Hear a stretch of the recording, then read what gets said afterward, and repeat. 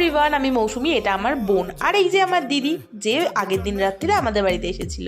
তো সকালে কিন্তু সবাই মিলে ঘুম থেকে উঠে গেছিলাম, আর আমার বোন কিন্তু পাগলামি শুরু করে দিয়েছে। এখানে দেখতে পাচ্ছ সবাই কিন্তু সকালে খাওয়া দাওয়া নিয়ে বসে পড়েছে, আমরাও তার জন্য ফ্রেশ হয়ে বসে পড়েছিলাম। তো এখানে ছিল তরকারি, তার সঙ্গে রুটি, আর বানিয়েছিল কিন্তু এই পায়েসটা, পায়েস নাই, সিমুইয়ের পায়েস বোধহয় বলে এটাকে, সেটা। তো আমার তো এটা খেতে খুবই ভালো লাগে, আর কলাও ছিল তার সাথে, যে যেটা খাবে।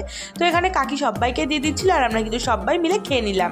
এরপর বাবা তো নিয়ে এসেছিল কাঁকড়া, তো সেটাকেই রান্না করব বলে তোমাদের দেখাচ্ছিলাম, আর এই কাঁকড়ার রেসিপি কিন্তু তোমাদের সাথে শেয়ার করব নেক্সট কোনো একটা ভিডিওতে। আর সেদিন ছিল মাসের প্রথম মঙ্গলবার, মা তো নিরামিষ খায়, মানে রুটি খায় আর কি, তার জন্য সমস্ত রান্নাটা আমিই করেছিলাম। তো কাঁকড়াটা হয়ে গেলে এখানে কিন্তু মাছটাও করে নিলাম আর মাংসটাও করে নিলাম। এরপরে চলে এসেছিল জিজু, আর আমরা বলছিলাম আজকে আইপুরো ভাত তোমাদের, এই বলে একটু রাগাচ্ছিলাম।